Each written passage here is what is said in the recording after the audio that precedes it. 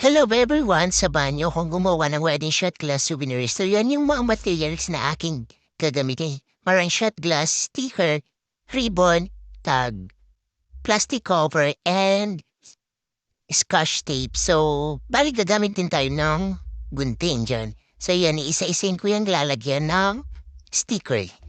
Tinidikit ko yan ng maayos para hindi matanggal kagad yung sticker dyan sa shot glass.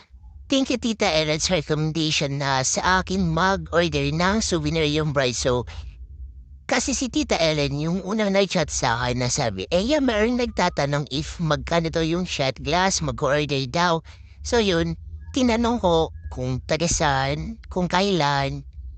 Tapos yun na, hanggang sa yung bride na yung nag-chat sa akin. So, thank you, Tita Ellen, sa pag-recommend sa akin. And by the way, yung bride pala is from Derga Albay. So, kinasal sila noong January 10, 2024. So, thank you po sa pag-order sa akin ng souvenir.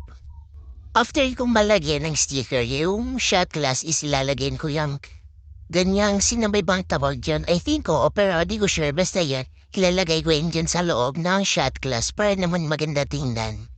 Nilagyan ko yan kasi maring sined yung bright na merong ganyan yung sa picture. So yun, para hindi din plain yung shot glass kapag binalot ng plastic cover. After malagyan nung sa loob ng shot glass is babalutin na ng plastic cover. So, ang size ng plastic is 13 by 15 ata yung size niyan. Basta yun, mga ganyan. And so yun, kayo nang bahala kung paano kayo magbalot. Basta ganyan yung way ng pagbalot ko ng shot glass. So, bali ang pantali ko dyan is scotch tape. And kayo nang bahala kung paano or kung ano yung gagamitin yung pantali. Basta sa akin, scotch tape. Kayo nang bahala kung paano nyo ititape yung cover na yan. So, sa akin, ganyan yung way ng pagtali ko or pag-tape ko dyan sa cover. And minimake sure ko naman dyan na hindi maalis yung tape dyan. So, yan yung result. Kayo nang bahala kung gagayahin nyo yan. And binubutasan ko na yung tag kasi yan na yung next na ilalagay ko. So, by the way, ang motif pala ng kasal nila is lavender. So, yan yung napili. And bago yan print, isinan ko yan sa bride. So, approve naman yan ng bride na ganyan. So, yan.